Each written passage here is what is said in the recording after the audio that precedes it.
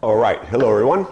Welcome to Dog Talk and Coffee with me, Richard Heinz.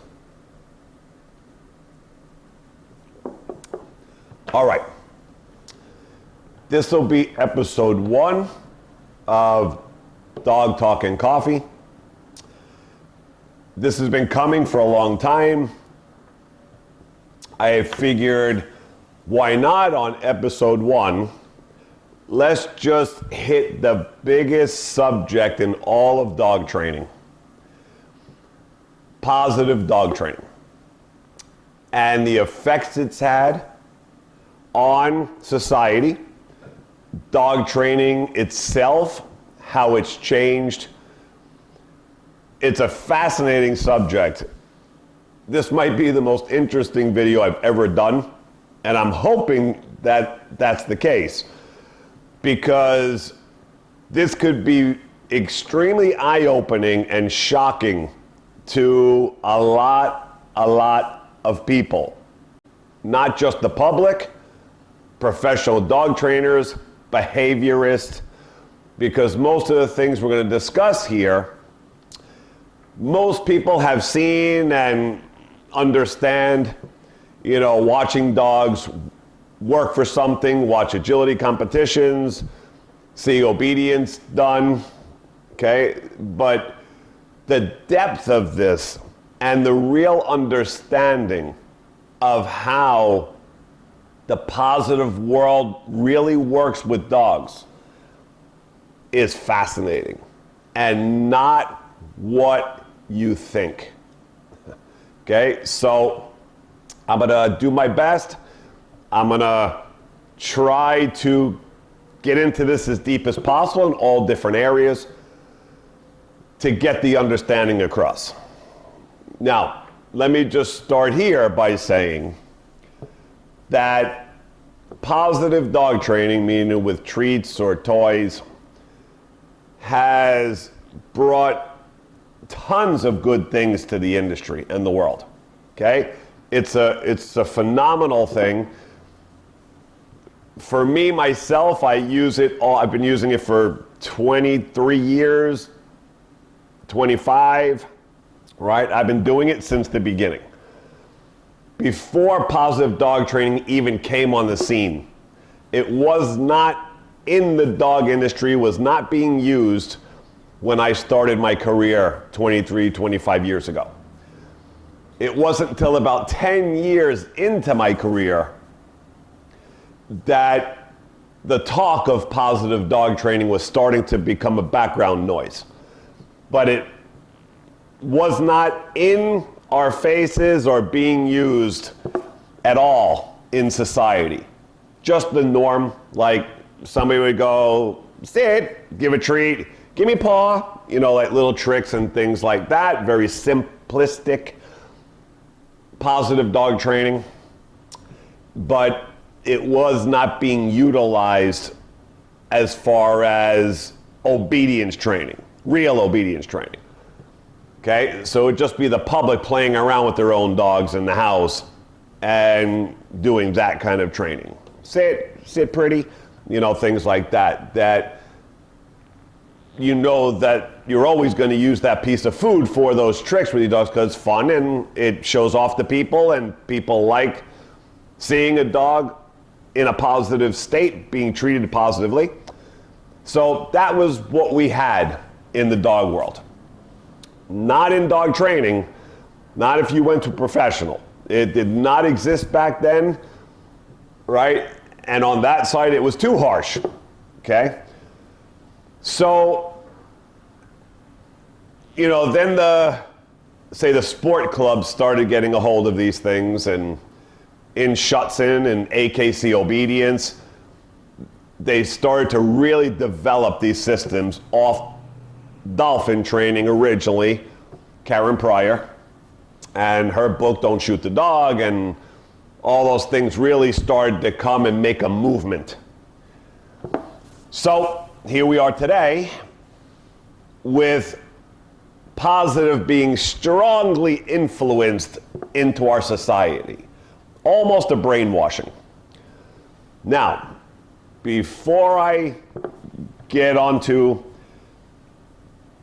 how to utilize positive. And there's so many ways to do it, to utilize positive training. And a certain system of it depends on what you're doing. So it's brought phenomenal things to service dog areas, seeing eye dogs. You know, anybody who's handicapped in any kind of way, it has brought such great things to be able to manipulate a dog and teach a dog through repetition on how to do phenomenal things, picking things up for people, opening doors, closing doors, you know, whatever, police dog training, finding narcotics, finding bad guys. I mean, the dog can't be beaten at these things. They're bodily functions that they were born with genetically, that nose and the instincts cannot be beat even with equipment. So cancer detection, teaching dogs how to locate cells in the body or in a petri dish, you know, tiny, tiny little cells that even our equipment can't pick up yet in the body of cancer. Teaching that dog how to scent that out and get a reward, right? So we're utilizing the dog's instincts and passions and drives to the human's best interest, right? In our favor. I mean, it comes in handy for so many things. Teaching agility to obedience competitions, all those industries have changed drastically. Okay, so because of the positive movement. Now in sports and Schutzin and AKCOB and agility, it's strictly positive training, period. There is no such thing anymore as using force in agility, Schutzin, AKC obedience competitions, anything like that. It's generally all positively done behind the scenes for those competitions and exercises. Okay? So it's made a huge impact on our society. Okay, so when starting this video and thinking about this video, because there's so much to it and where to go first with you and how to develop this properly, I think it's probably proper to start with the method and where it began, and then how it took form and came and crossed into the public for the pet dog. So I think we'll start here.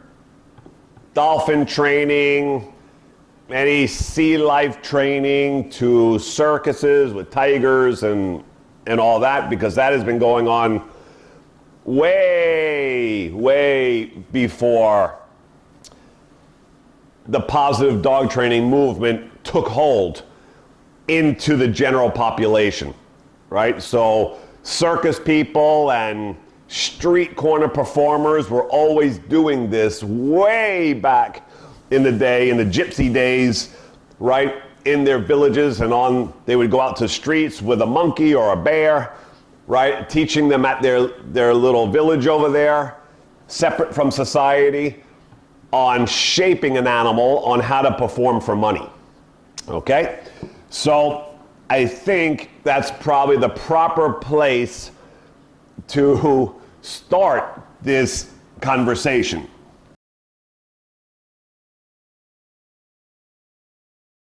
I had heard a lot about this 30 years, actually, when I was growing up, on, you know, people would talk about in the old days, I mean, way back we're going, that you would have these gypsy villages, right? And they would have a bear, they would get a bear, and they tie him up to a tree, and little by little, they would start establishing an end result of what they wanted the bear to do in the end, right? So the bear was going to be a moneymaker for the gypsies, okay? This was how they were going to make their money for themselves. So smart, especially way back then when none of this existed, right? There was no philosophies or anything that had to do with, you know, Pavlov's thing and all that. So they would take this bear, tie him to the tree, and they would get out a board, put the food that the bear was going to eat on the board every day. So what would the bear do? He knew that getting on the board was going to create him eating, right? So of course the gypsies were smart. They did not feed the bear unless he got on the platform, okay? So the bear voluntarily would get on the platform knowing it's eating time, and he would get fed on the platform, okay? So you establish that, get that going, and same thing we have today as place board training, but this was way back in the day before any of this. Now, next thing, and a lot of people, you know, of course, this is animal cruelty back then, but it worked for them. Now on that board, they would put hot coals, right? So when the bear gets onto the board, and if he wants to eat, because the only way he is going to eat is to get on that board with hot coals, right? So the bear wanting to eat, primal desire, right? He's not going to starve himself. So he had no choice. He would have to get on the board with the hot coals. So now he'd step on there and they'd feed him and he'd be going like this to keep his feet from burning as he would eat. Okay? So now, next step. Got the board, got the movement. Now they add a violin to it, right? While he's doing this to eat. Okay? So now, feeding time, he knows he's going to get on there, and his feet are going to get that, so automatically knows.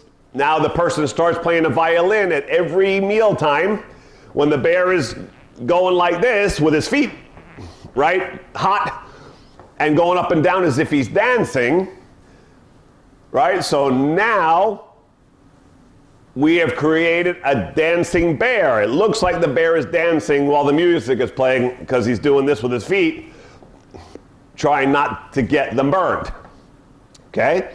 How these bears are trained. They were taking the bear cub and put him on a metal hot plate, very hot, like really like fire. They smear the sole of the leg of the bear with Vaseline, not to be burned, and they start to play with small instrumental music. And they put the bear above this fire, or above this hot plate. And the bear, sure, he start to move his leg up and down because it's burning him. And they repeat this procedure or many times till the bear, when he hears this music, he start to move his leg. And this is how it starts to say it's dancing bear. So, after enough conditioning of this, what do you have? You set a psychology of time, right? Of conditioning, of a movement, of a habit, hearing the music as a cue while that's going on.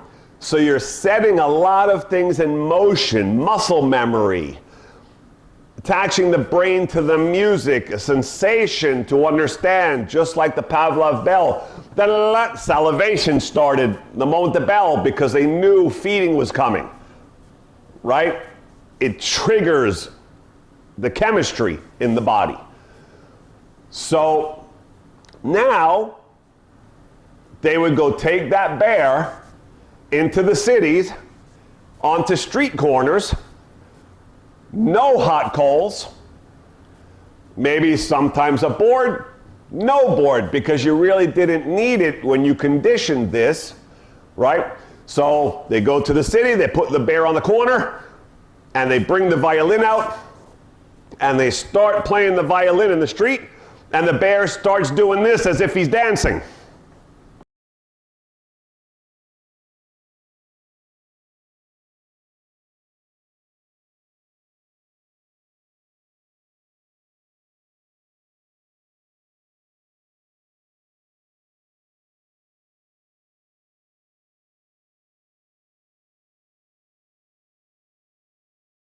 Right? Condition habit, but now why is the bear doing that? Why would he continue to show the hot cold movement when the music starts? Right? Because he knows, because of course the gypsy had not fed him up until this point when he takes him to the street corner. Now when they go out there and the guy sits there and does on the violin, the bear starts doing this as a habit. He's hungry, and he starts doing his routine as if he's actually dancing to the music. And then the gypsy gives him a piece of meat for the good performance and for queuing up when the violin starts as if his feet were burning. Right? So we've created a behavior and an instant in the bear's body of the music starts, cue, my feet always go while music plays, and I always eat while these two associations are going on. Okay? So this is exactly how it played out and how it works, right, in the positive training fashion, okay? So now with the bear, of course, they can go out every day and they go out there and they make a ton of money, people throwing money into the hat because the bear appears as if he's dancing all day when that violin's going on. So in order to achieve this, right, you must starve the animal. If the animal had been eating freely, he would never be doing that performance. He would never have been conditioned enough to do the steps it took for the performance. He would not have got on hot coals and had his feet burned, right? If he was not starving, right? It was out of primal necessity that he did that. So worked great for the gypsy. They were able to manipulate the bear through primal instinct of survival and triggering a behavior and a memory, muscle memory, right? Sense memory to create that end result of dancing and music playing, and then getting to eat because of the performance. Plain and simple, right? That is exactly how that happened. It is the way you shape things. Okay, because again, if that was the case, the bear, if you didn't starve him, he was not going to learn those steps and he was not going to perform ever for that human. Okay? So, now, let's take it over to the dolphins. So, and I've had many friends and clients that have been dolphin trainers, seals, sea lions, whales. I've had clients and friends that have done all of that. So, how in the aquariums do you make dolphins and other sea life perform?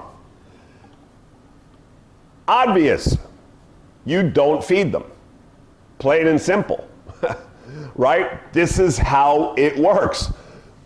And I know firsthand because very good friends of mine have been dolphin sea lion trainers, and you do not feed them. You must make them hungry to try, to want to perform for survival. Okay? So, now let's stay there for a second. So, I'm going to show you here clips. You're going to see trainers with the buckets in training before the shows. And it's just like dog training when you're doing positive. You're going to do one piece at a time before you put the big performance together of doing multiple tricks, okay? So you see a trainer here doing little turnaround or whatever it is, and then a fish, a fish.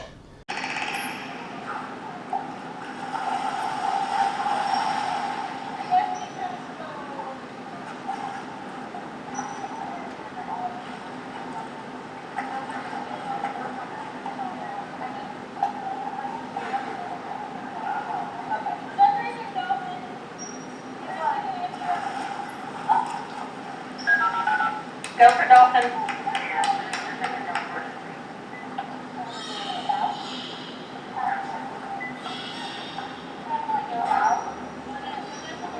Yeah, Tom picked it up though.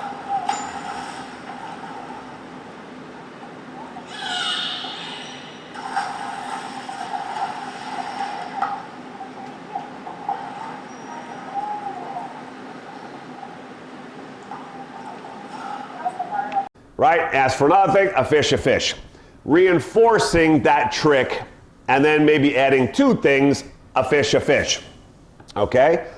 So every day for the dolphin or any other sea life to eat, you bring them out and you start teaching them what you want for the final show, piece by piece, little by little. So when the dolphin comes out to work with the trainer, they know it's feeding time. That they're going to have to do little swirls. They're going to have to do whatever it takes and figure out the new trick that they're teaching and think hard and try to figure it out if they want to eat today. Right? Plain and simple. You're just putting them on survival instincts for them to get smarter and pay attention and to try, okay? So, same sea lion, so dog, same, okay? So, now, let's say that you had school of fish inside that dolphin pool living within the dolphins. Which there are none, obviously, never going to happen. Why is that? Because then the dolphin would never perform or work or learn for the trainers, right? If they were free swimming fish inside their pools, they're just going to go free feed anytime they feel like it and chase the fish and do their nature and instincts of chasing, the fun of catching the fish, satisfying their hunger. And there would be no dolphin performances, no sea lion performances, no whale performances, no tiger performances, right? So you have to make sure you control the environment, that the animal never has access to its primal needs so that you can get the best out of those animals, right? So the aquariums and all those kind of places make their money on you coming to the shows to see the animals perform, right? This is how these people make a living behind the scenes. So you bet that the people who run those places know for sure what draws the money.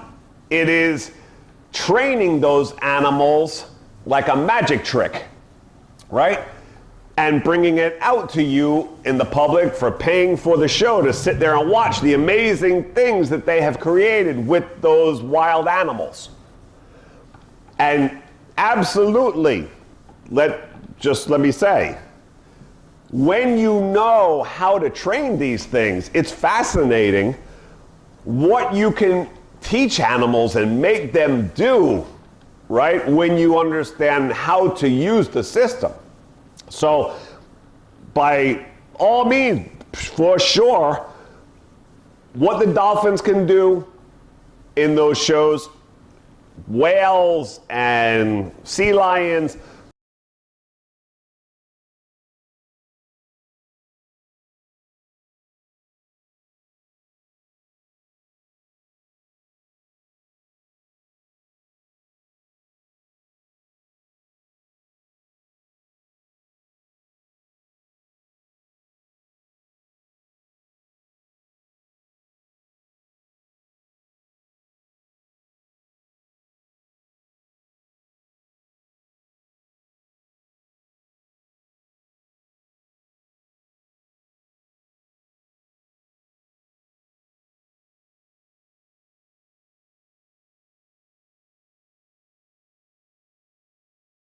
is amazing, right? I mean, really, it is amazing what the positive method can do and have animals figure out and actually perform, right, for that method. Truly is incredible. It's like a magic trick, right? So behind the scenes, though, nobody knows that that's how you create it, right? Just, you have to control the situation. And this is going to lead me to dog training in a second. Okay, so no free feeding. A lot of times it's one trainer per one dolphin, so the dolphin's learning from that particular trainer and not from other people. Okay, so a lot of things are isolated. So with dolphins and sea life, it's a lot easier to do, believe it or not, and make this happen with exotic animals than it is with the pet dog. Because one, they're in water, so you just take everything out. They're not going to be engaging with anything else while they're in the pool, right? Maybe another dolphin. But they're not going to be engaging with the crowd and life and being taken out to malls and dog parks and seeing so many different things in life to engage with, right? Dogs live with us. All the exotic animals, for the most part, live separately in their own environments wherever they're living, in this aquarium, in a zoo, right? Not going out and parading through life, seeing all the things that dogs do, guests coming to the house, all, you know. So there's a big difference in how this is created and be kept isolated, strict. So it's much easier for the sea animals to control them and their environment for them to perform just like the bear, okay? So now, when you are going to do, before I cross over to pet dogs, when you're going to do these animals, dolphin, sea lions, and I'll show you here, and some dog circus things and agility,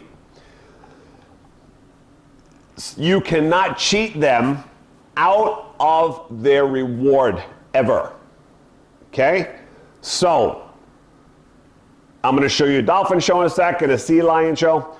You'll notice that they will ask for a few things from the sea lion and dolphins, do some tricks. Sometimes it's one and they'll get a fish. Sometimes it's going to be 2, 3, 5 things there, and then they'll get a fish. So during these shows, there's a lot of fish being handed out.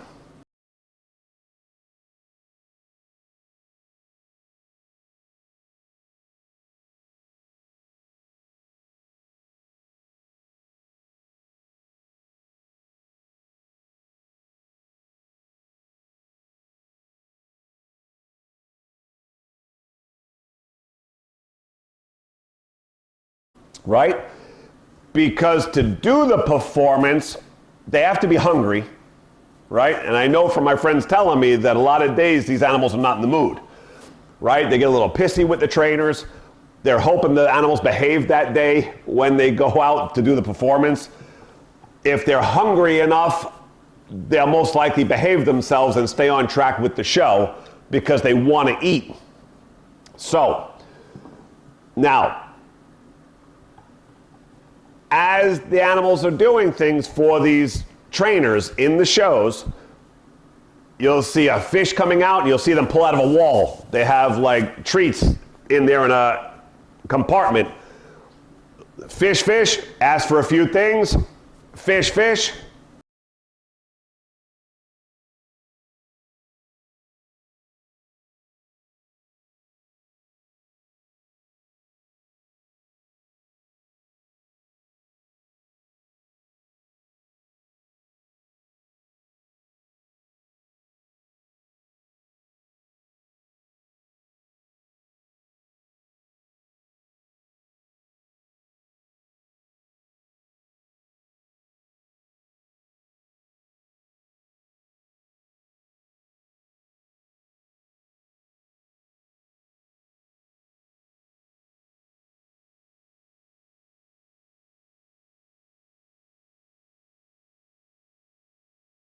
So the sea animals know they're going to eat that day when that performance happens.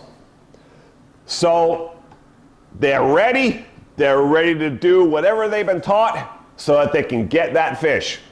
Now, if the trainers were not to feed during those performances,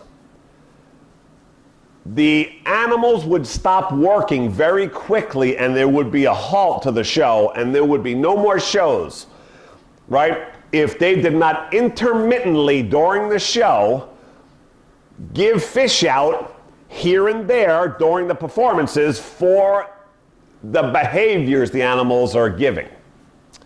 The animals are not performing for the trainers. The animals are, for the most part, not doing the performances for the joy of it, right? It's not like they're thrilled, they love doing that, so it's a lifestyle, right? If you stop rewarding the behaviors at all, those sea animals are going to stop performing, period. There will be no more sea life shows, dolphin, whale, sea lion, if during the shows you stop feeding, okay? Because the reason they're doing it is they're waiting for their meal to eat today, okay? Now, here I'm going to show you a dog circus act, and it's the same thing. Just pay attention when this guy, this clown, comes out at this circus act. He's got treats in his pockets, and every time the dog does something or a few things in a row, he takes a treat and gives the treat for the performance. The next dog gives the treat for a few things they've done for the performance. There's a constant treating happening during the circus act.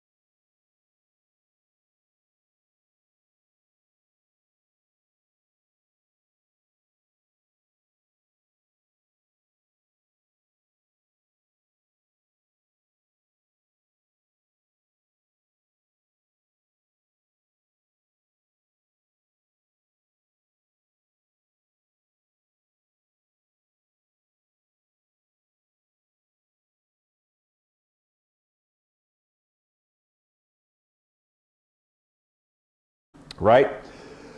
And that is because they know if they do not treat enough or treat at all, they will lose the dogs and lose that performance. It will fall apart. the dogs will stop working, okay? And that'll be the end of that and his career and his livelihood. So as animal performers, they know they must continually reinforce during the shows to make the dog continue to work, or else the dogs as well as the sea animals are going to stop working and doing the performance.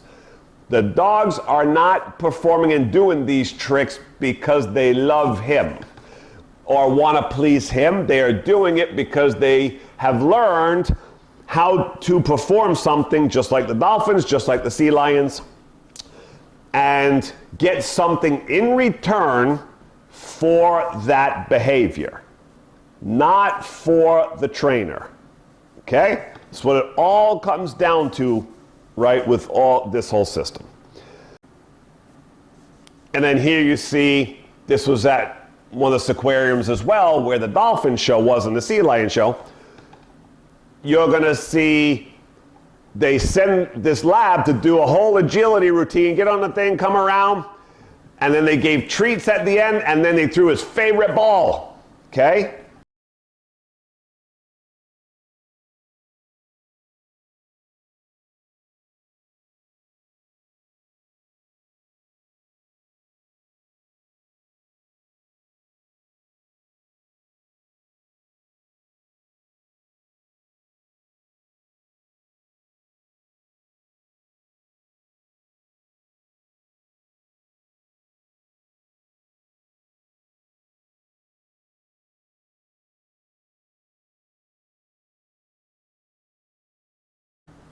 So, making endurance of the behavior just like agility trainers do. Okay, so in agility training, when you're teaching it, just like I was talking about in the beginning with dolphins, you teach one thing at a time. So for example, most people don't know the weave poles, when the dog goes through the weave poles. So when you do this behind the scenes, teaching any dog, you start with weave poles only. And you teach the weave poles and how to do it properly, and you increase it to speed when it's more fluent. But what does the dog get every time he does a portion of weave poles in the beginning? And that is always a treat and a treat and a treat and a treat and a toy and a toy and a toy, right? So there will never not be reward or toys when teaching agility dogs behind the scenes, okay? Just like obedience competition, Schutzhund dogs, okay? So here, example of an agility competition, and of course to go into competitions, you are teaching endurance, right, of behaviors in order for the dog to compete on the field without being rewarded for that moment, okay? So I'm gonna do this as one here, because agility, Schutzhund training, obedience competition training is all linked into the circus effect, I call it. It's all a circus act routine, really. That's all it is. Okay? So, in today's day and age, years ago, it was obedience, right? The dogs were being obedience trained, like for the handler. Now, in any agility club, obedience club, Schutzhund IPO club, all positive and done through positive and toys, treats, toys, okay? There hardly is ever force anymore. And it's a great thing.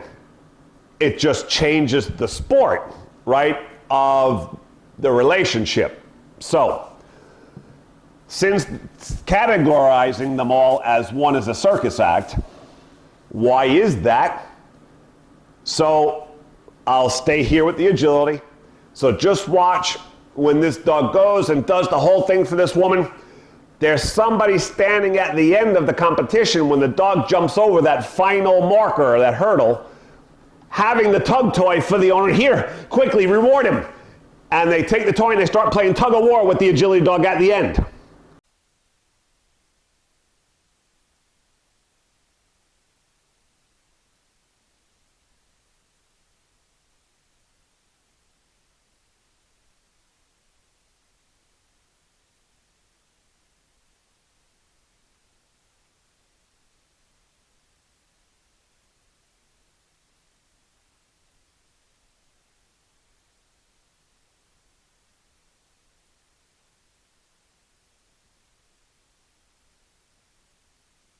Right?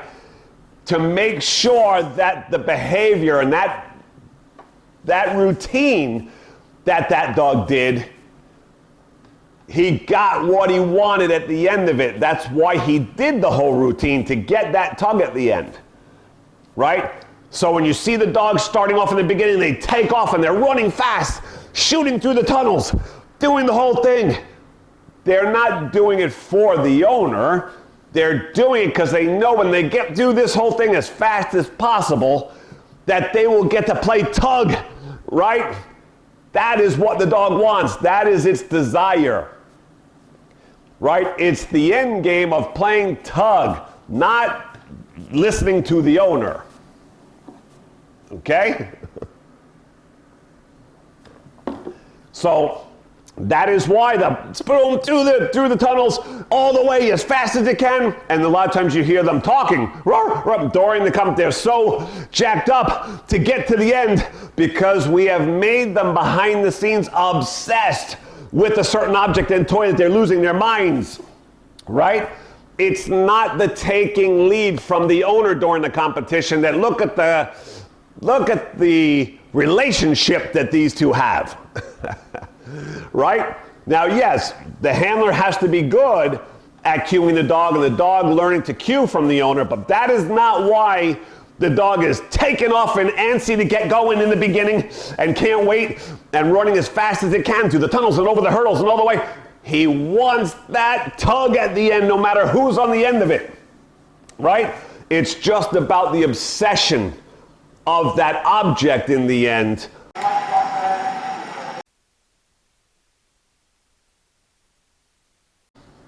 And if you were to take that away from the dog, right? So let's say in agility you were behind the scenes and you just stopped rewarding the dog in training, right? The dog's not going to perform anymore. It's going to die and die and die, right? And you're not going to have an agility dog anymore. Right? Because from the start, you make them obsessive with toys and make them crazy to want to perform in the desire. Right? It's all about that. The end thing, the desire of that one object that they just can't wait.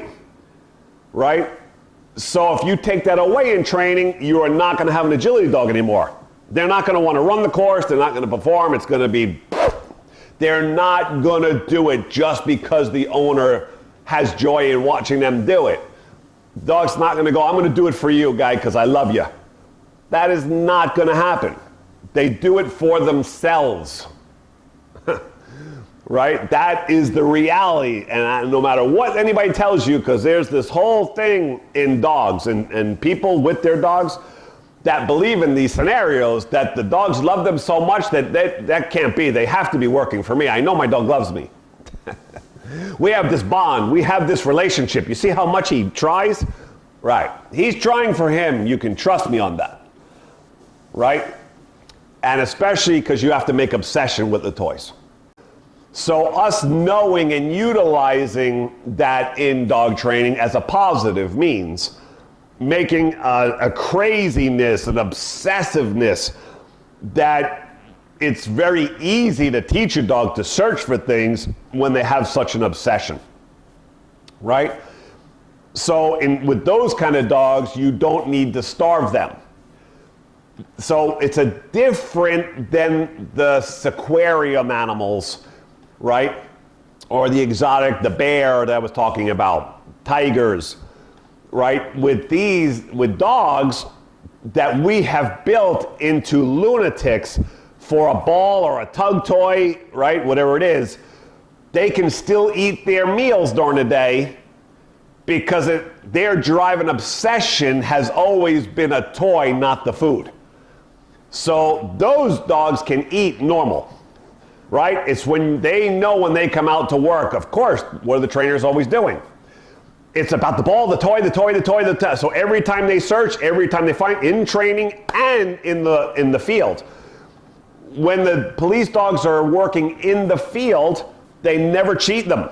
The moment they find drugs or whatever it is they're searching for, a person, they give them that toy right away to make sure the dog was not cheated. And they will maintain his drive and his desire and his will to go search and look for drugs, right? It's actually a very simple thing to do and teach, right? Because it's all a dog's drive and impulse, right? As long as you have that, it's pretty simple to teach them anything, to find anything. Because you're just going off all their instincts now and using it, and they're doing it all for you, right? So you must have and maintain that drive. So that means that the agility dogs, the police dogs here that find drugs and all that, they must always be maintained with reward their whole careers. You can never stop rewarding their searching and finding, or the agility dog finishing his course and not getting a tug, right? Because then you're going to have the behaviors fall and they are going to end up giving up on working or doing the agility course, finding the drugs, finding the money, finding the people. It's all going to fall apart and disappear if you stop rewarding, even on the job in real life. Okay? So to maintain those behaviors, the performances in the aquarium, in the circus, right, in the field for police dogs, you must maintain consistent rewarding, or else it's all gone. No more performances. Okay? So, now, let's take IPO Schutzen dogs, right? So you're going to see here the beautiful little performance.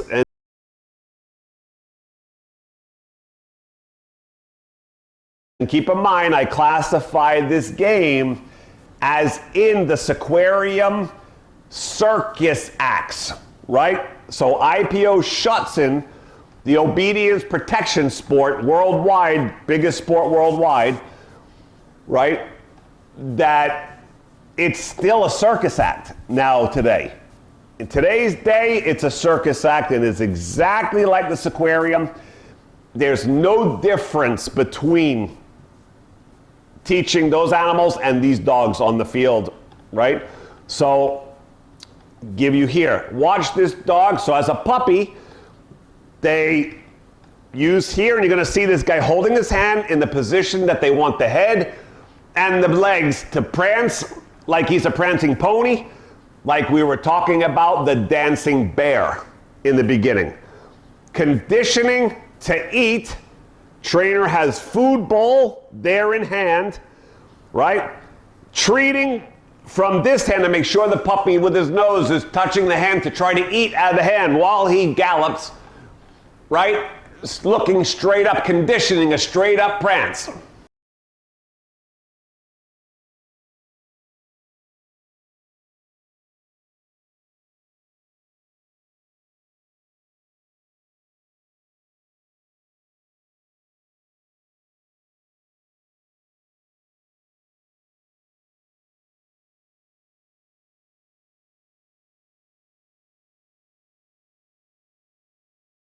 Right?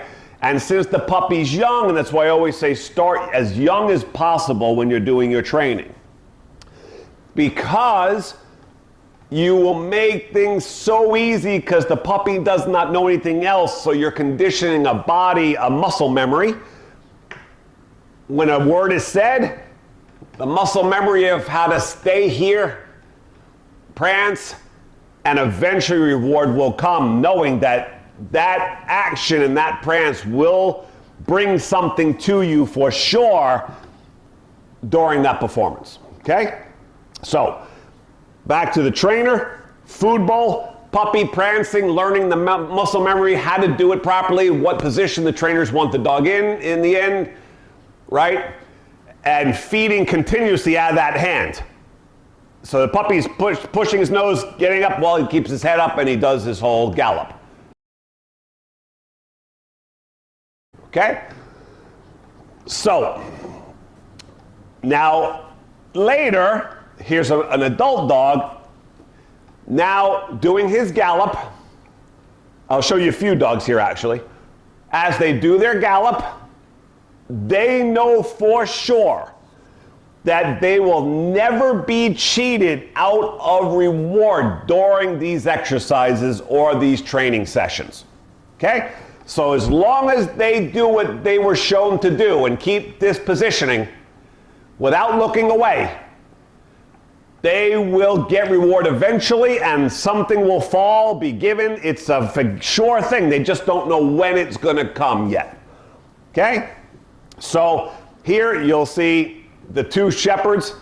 They're prancing and all of a sudden the trainer throws the ball out as marking the behavior. Good job. There you go. Now you can get your ball.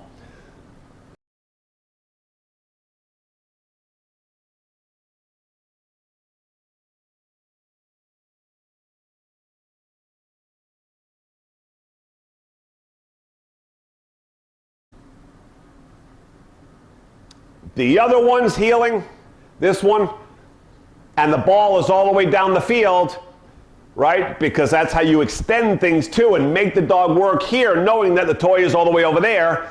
And as long as he maintains this behavior, boom, he'll be released with the cue word or a clicker, and the dog knows where the ball is on the field. He's been waiting to be released from this. As long as he maintains this properly, okay, boom. And the dog flies now knowing he can go get his ball, his favorite thing in the world that he couldn't wait for.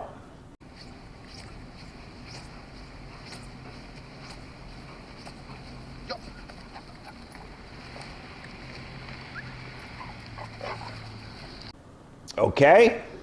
So this beautiful prancy little thing, right, is all a circus act. It was all done starting with that puppy from the food. You eat when you perform. You eat when you perform. Same as sea lion, dolphin, right? Dancing bear, all of that. Same, okay? So now the dog knows as older that as long as he hangs in there, does all the performance beautifully, stays focused, it's not the dog performing for the person. It's not the dog's desire to perform for the person. It's not an obedience routine, right? Because really obedience implied back in the day that the dog had respect for you and that they were listening to you, that they were under command from you and had respect from you. That is not how this works anymore, okay? This is all about the dog getting what he wants in the end and knowing that the trainer won't allow him as long as he keeps performance, right? No force, no jerks, no physical. It's just teaching the dog to maintain certain behaviors for his own good, and then, boom, he can go get what he wants, or it'll be dropped to him, or whatever it is. All done the same way you do tricks, same way they do in the aquarium. There's no difference between these IPO shuts and routines with these dogs now today than the circus or the aquarium. It is all the same category, taught the same, okay? No difference. It's just tricks. It's magic tricks, right? To make the dog appear he's obedient. Look how stylish. Look how beautiful, right? It's great, right? It's beautiful to watch. Has no function in real life, but beautiful to watch. And if you have good technique, right, with the positive game, it's not hard to make these dogs do these things because they are so driven for food and toys. They're out of their minds. right? It's obsessive. You need obsession from these dogs. High drive that they'll do anything for a toy, anything to get the food, right? Because it's easy to train them and wean them because they're impulsive, they're obsessed about having something. So they will figure out ways quickly to get what they want, right? And if you're a good teacher, it's not hard to teach them how to prance properly, how to do a drop in motion, right? In a Schutzen field, going down the field, and when they tell them down, they slide and down. It's not hard to teach, right? When you have good drive from dogs. But it's all still a circus act, right? That's all it is. Manipulation of food and toy, making dog perform perfectly to be able to have that, just like Dolphin is going to do what he has to do because he's hungry to get that, figure out how to do the tricks properly so he can get his fish. Schutzen IPO, dog learns how to do performance perfectly, don't look away at all because then reward is held off. Keep looking, keep prancing, keep looking, keep prancing, focus, yes, and then you can go get your toy, right? Because the toy is the obsession for working dog, and fish obsession for sea lion, dolphin, because they have a primal need that they're using to teach them. Same thing, just different way of teaching and making animals perform. Okay? So, now, there's this also thing in dog world where there's always been this saying that with positive training, you cannot take food and toy into the ring. So there was always this argument between the two sides. The people who use more force and negative from old school and the new age positive saying that, well, you can't jerk a dog in a ring, right? But then you guys say that we can't bring food and toys. How's that going to work? Because they're only working for the food or toy, right? But the positive people would say, but we don't bring food and toys into the ring, and the dogs perform the whole thing perfectly for us without having to bring food or toys in the ring. So we have reliable performances through positive reinforcement. Now, that is true and untrue at the same time. Okay, so for that to happen, again, like the agility dog, same thing. You teach one exercise, a sit, then you start teaching downs, you start teaching jumping over hurdles, all separately. And every time they do one, yes, they play with toy, tug, or food in the beginning, whatever the dog's big desire is. And all the time during training sessions, it's always reward and play after everything, always reward and play. So to do it well, you have to now, knowing you're going to go into competition and you're going to have to do all the routines in one shot, right?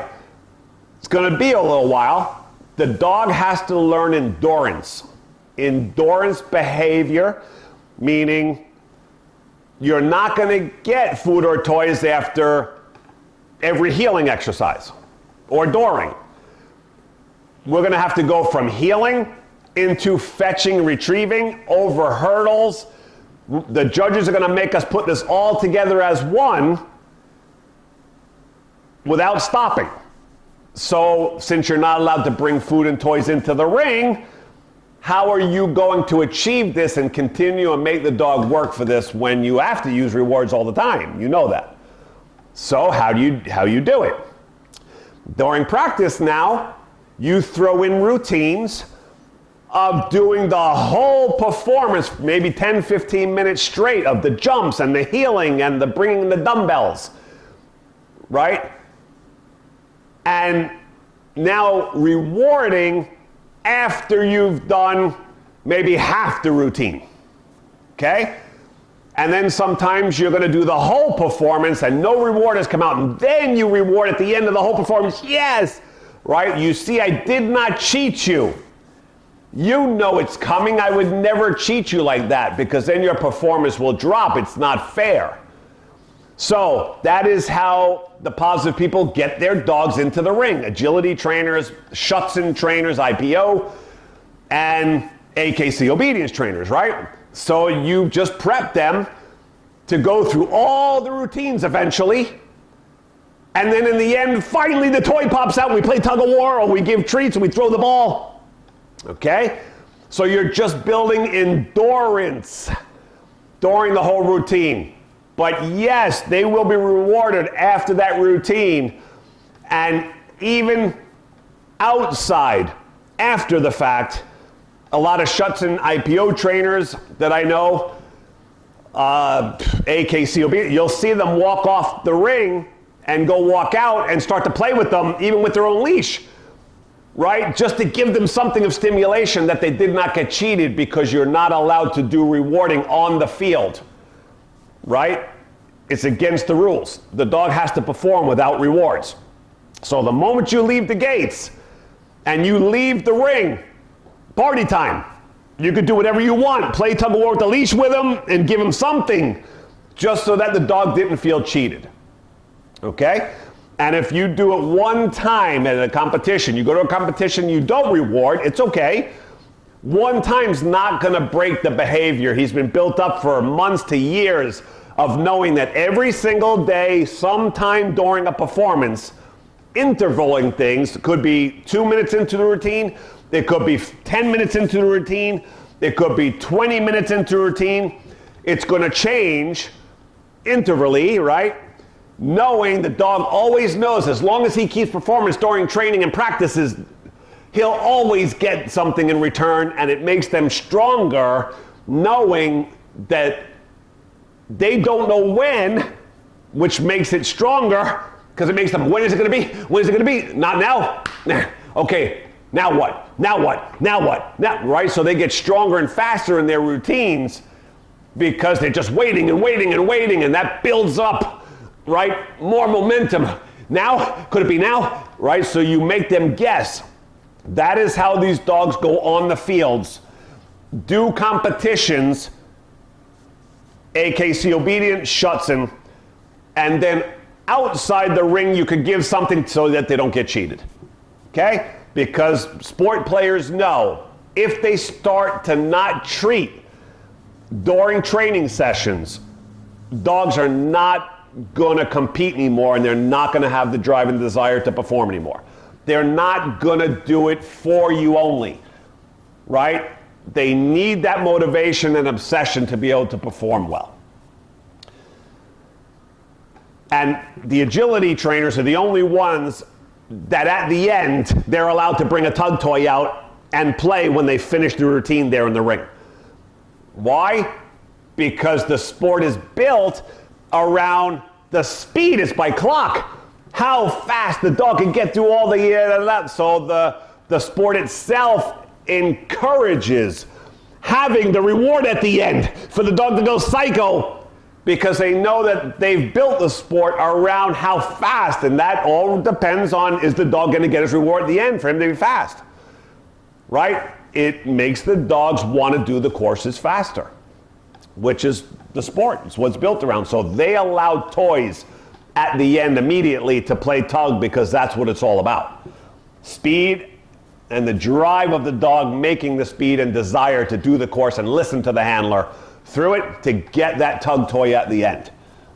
That's what it's built around. The other sports, you're not allowed to do that.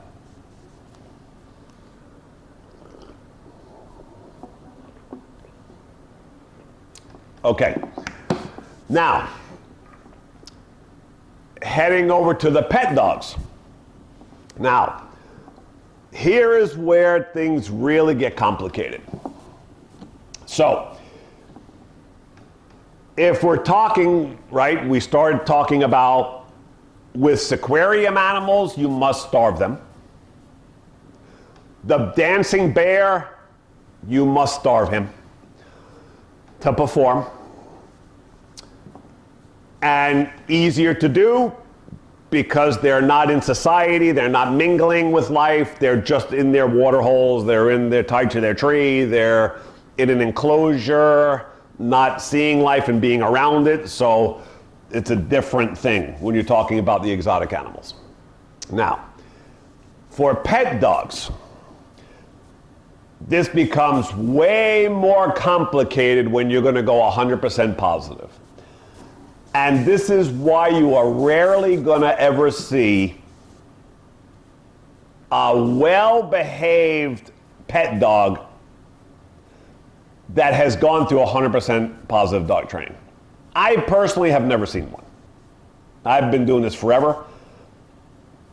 I'm talking well-trained now, not half-trained, so-so trained, right? It's very difficult to create a really good trained pet dog through 100% positive methods.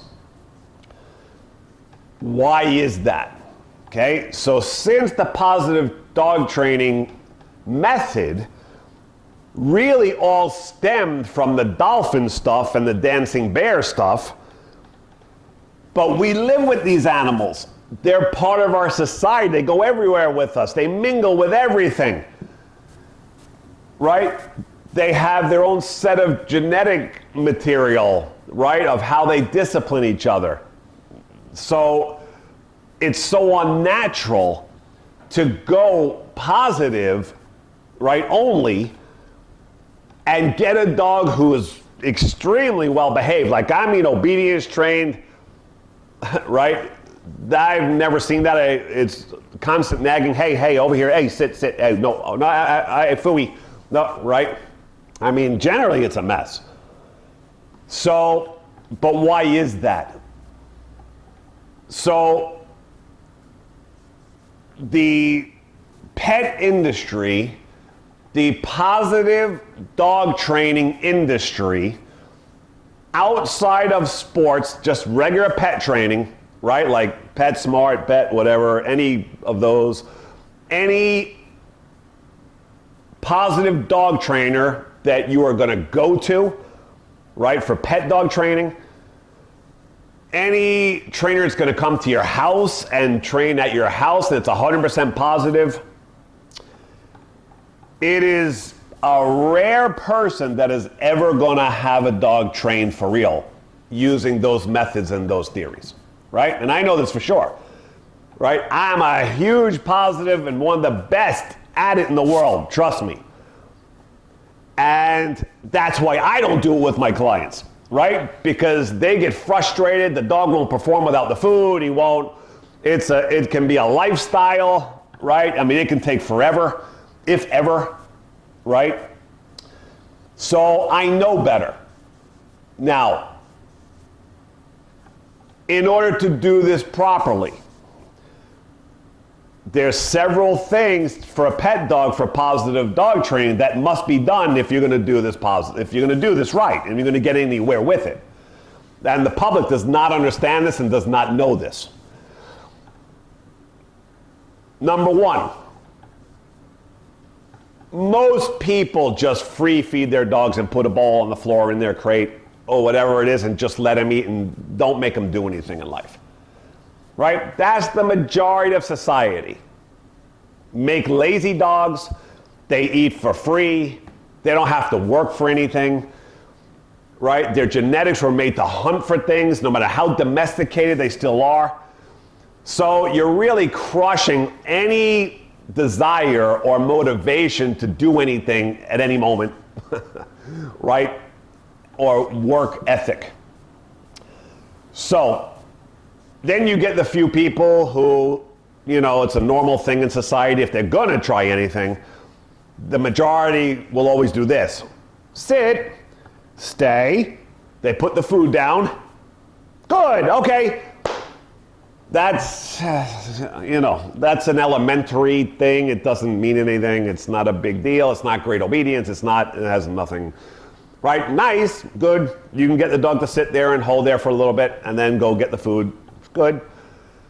But that has nothing to do with the dog really being obedience trained or going to do well in society, right? So, how are you going to get a pet dog really trained so that they can behave in life? Now, strictly, I'm going to stay here for a second so you can understand how places work that need this to happen, not a pet dog that's optional. So you have seeing eye dogs. You have most service dogs are trained positively. Seeing eye dogs are trained strictly positively. Then you have your sport clubs, your IPO Schutzen, AKC Obedience, all positive. Now, what do they all have in common? You must control heavily the environment, right? You must make those dogs believe they are living in a bubble, right? For this to go well. So what does that mean? You must hide them from reality and society so they can behave. Okay? Meaning,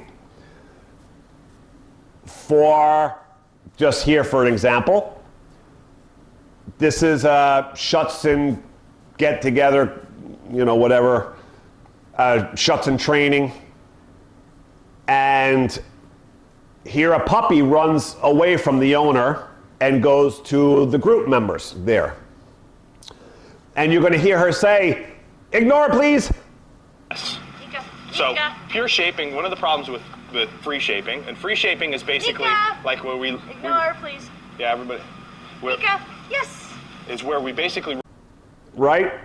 Because the places that know how positive really works have to make sure that the environments are always controlled to make the dogs behave.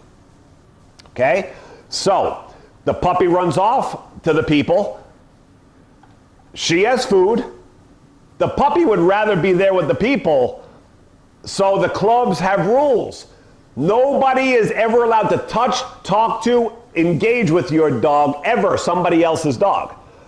Because then you will never be able to control your puppy or dog when there's other things around, other people around. Because no matter how good your food is or toy, if other people start playing with them and engage with the dog, you're going to have a very hard time getting them to listen and come back. Right? That's just the laws of positive dog training. This is how it works. Right? So you must heavily control the situations and the environment to make sure it goes well. So here she won't let the puppy, nobody's allowed, because then the puppy's going to stay over there and it's not going to come back for the food she has. Okay? So when you're doing this, you have to make sure when you're doing 100% positive, you must make sure that that dog lives in a bubble, that you are the only one. You have to be the best thing that ever happened to your own dog. Right? Meaning you're the one who plays with it. You're the one who feeds it. You're the one who trains with it. It gets everything from you. You're the best thing ever happened to it. It's not allowed to ever go play with other people. It's not allowed to go play with other dogs. It's not allowed, right? Because if you want your dog to listen ever and do what he's told, you will lose them if you allow them to engage with the environment and society. Hence, that is why all service dogs, because they are trained positively, when they wear their vest, please don't touch it. You see the owners, the trainers are telling the owners also when they're on their own, don't let anybody talk or touch your dog. Why is that? The training is very weak and frail, right? So if somebody comes over and goes, "Oh, what up?" to the service dog, the dog just lost his mind because in his career, nobody has ever petted or touched it like that or tried to play with him. Now the owner can't control him, because why would the dog listen to only positive? What, I'm not going to get a treat for this? I'd rather play with the person. Is that my consequence? It's that you're not going to give me a treat and tell me no phooey? Right? I mean, it makes no sense, right? So, I mean, the dog's going to always choose to do something else, right, if it stimulates them more. that's just the way it goes, right? With 100% positive. It's very difficult to control and to maintain and to have dogs really good at it if you're going to live with them like a pet and not like a aquarium animal and a zoo animal, right? Because everybody in society thinks that dogs are meant for human and meant for human to touch, and right, for your dog to play with another dog. So service dogs, seeing eye dogs, very hard time, because if anybody engages with those dogs, right, and God forbid somebody touches a seeing eye dog, the dog is going to lose his mind, because for 2 years he's had nobody interact with him but the trainer that he's trained with only, right? So now the dog doesn't know how to deal with society or deal with touch, contact, being paid attention to, right? So all of a sudden, if somebody went over to a seeing eye dog, oh, you're so beautiful. The person who needs that seeing eye dog, a visually impaired person, is not going to be able to find his way home. The dog is going to take him all over the place and probably try to go home with the person who just engaged with him, right? It's too much stimulation. Seeing eye dogs, service dogs, they don't learn that. They actually keep them away from all that because they know they can't control them, right? So what's the chances of somebody in the public with a pet dog that goes to a much, much lower level of positive dog training than a seeing eye dog or a seriously trained service dog? What are the chances of your pet dog being that well trained at an amateur level, right, as a seeing eye dog or a service dog that's way above your dog, years in the making of training and personalized? And they can't even control themselves and have a lot of convincing and coercing and having to keep the environment sheltered, right, to allow these dogs to perform properly, right? I mean, think about that, because that's the truth of it.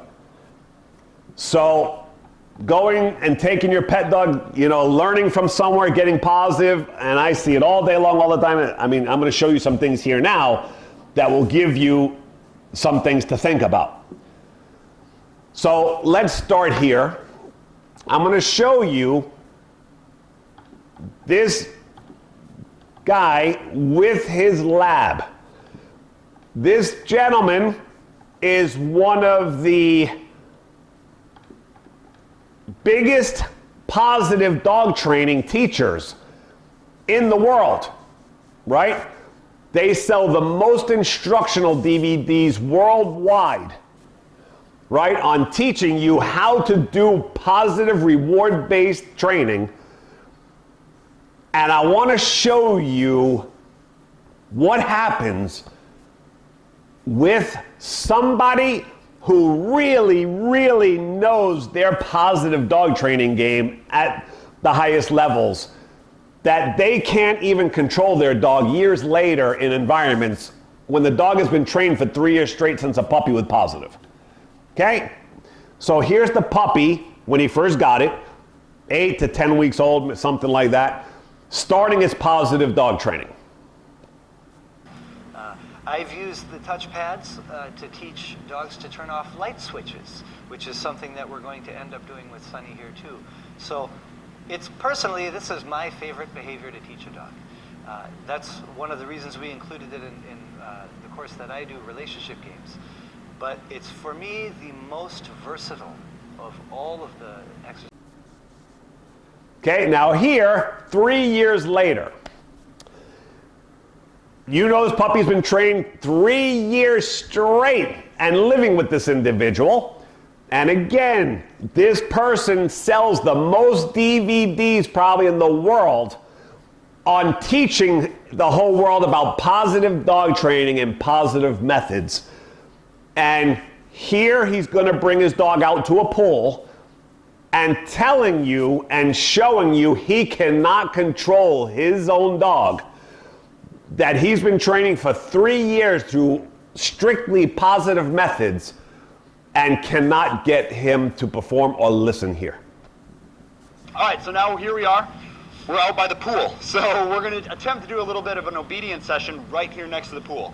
This is too much for Sunny. Sunny, no? Sonny. Sit. Sit. Yes. Sonny. Down. Yes. Hey, Sonny. Sonny. Yuck. So you notice he's not into this right now. He doesn't really want to train. He wants to get on that pool. This is an environment that I shouldn't be training in yet. Sonny, come here. He's gonna pee on stuff because there's other dogs out here. I've got treats in my hand right now. He's not even following a lure. He's shying away from the food because he wants to go to the pool. So I only did this to show you an example of an environment that is too hard to train right now. Okay, so think about that. 3 years later of training and training and training and training and training. Now, a lot of people out there might think this is normal because I hear excuses from people who go through positive all the time and go, yeah, well, that's fine. I mean, that's why you just work in that environment. You're missing the point. If he's really trained, I should not have years in the making of that dog not listening in that environment. If he listens in any environment. Now, let me show you here. This was a big video on YouTube.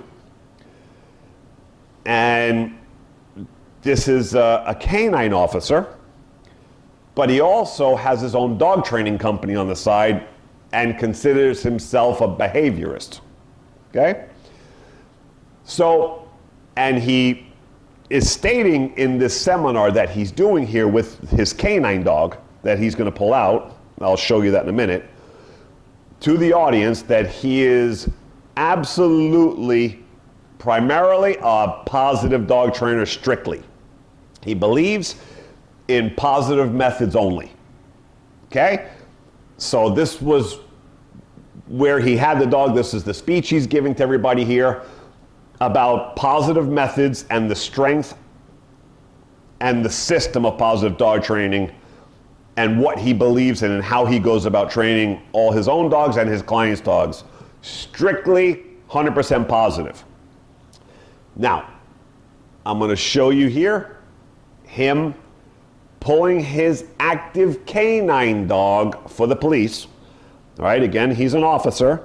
This is his dog and what the dog he goes out with to work with in the canine unit. So you're going to see here him and his Malinois perform here through the strictly positive method. All right, I'll take Samson out and we'll do a little bit. Samson's actually my working patrol dog, and he is a Belgian Malinois. Go. Go. Good boy. All right, so this is why they're not great pets. They're very cuckoo for Cocoa Puffs. Sit. Follow. Follow. Down.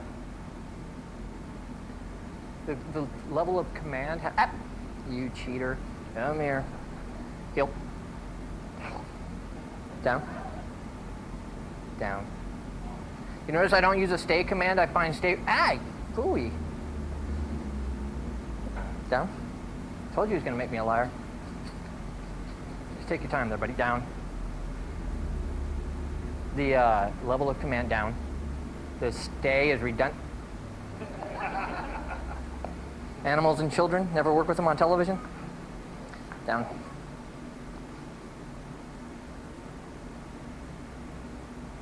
Feel. Yes. This is his reward instead of food.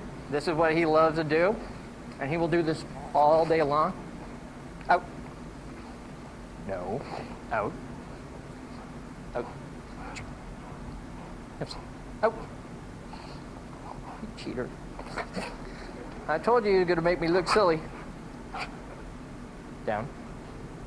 Report. Report. Report. Yes. So this is a perfect example of an operant dog. He's going to try to figure out what he has to do in order to get to it.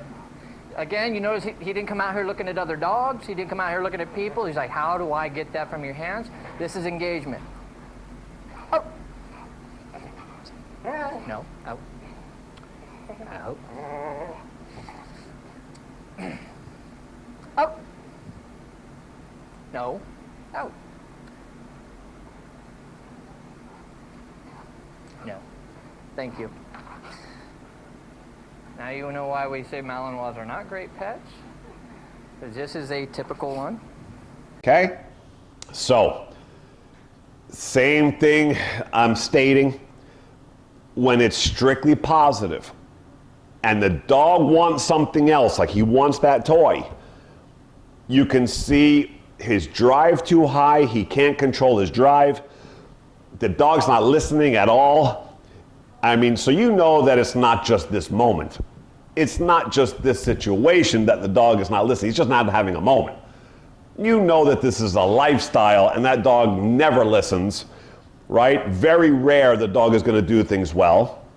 You can see the training. You can see the base. You can see what the dog knows. You can see he doesn't care. What's the consequence if I don't stay? What's the consequence if I don't listen right now and I don't let go of the toy? Phooey? Right? So just another example of a positive, strictly method with a canine. You know, one, a high-level professional sells DVDs.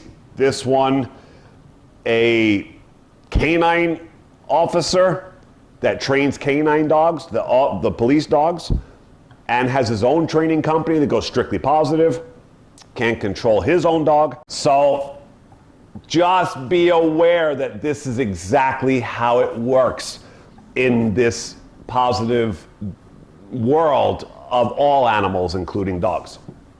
Okay? So I hope that I brought light to the table. Again, I love positive training. I love what we can do with it, what we can teach dogs, the fancy tricks and, you know, crazy things that you would never think animals can do. It's fantastic. Just be careful and make sure you understand that if you're going to only go 100% positive and add no pressure to your dog's game, you are going to be in a really tricky spot, right? So it's either one way or the other, which I said here at the end of how you're going to be able to maintain that dog. So I hope I did a good job with this. I hope it opened awareness on how all these things work and food reward and positive, how it came about. So I'm going to do a series of this and try to pick subjects, hopefully, if not a few times a week, and bring something interesting or something very common in the industry that people are not aware of and don't understand how it works. So I want to bring things that, you know, are very interesting, if possible. So, till next time, Miami Dog Whisperer.